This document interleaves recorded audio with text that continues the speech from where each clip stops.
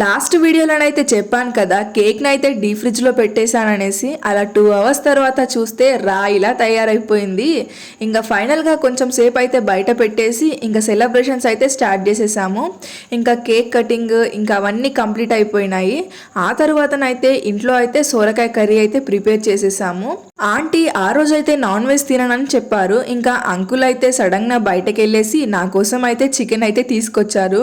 ఇంకా ఆంటీ నా కోసం అయితే చికెన్ అయితే ప్రిపేర్ చేస్తుంది చూడండి. అంకుల్ నా కోసం చికెన్ తెస్తే ఇంకా ఆంటీ ఏమో సేమియా చేసి పెట్టేసింది. ఇంకా వెళ్ళగానే నాకైతే తినిపించేసింది. ఆంటీ చేసిన సేమియా ఇంకా అంకుల్ తెచ్చిన చికెన్ రెండు కూడా చాలా అంటే చాలా సూపర్గా ఉన్నాయి.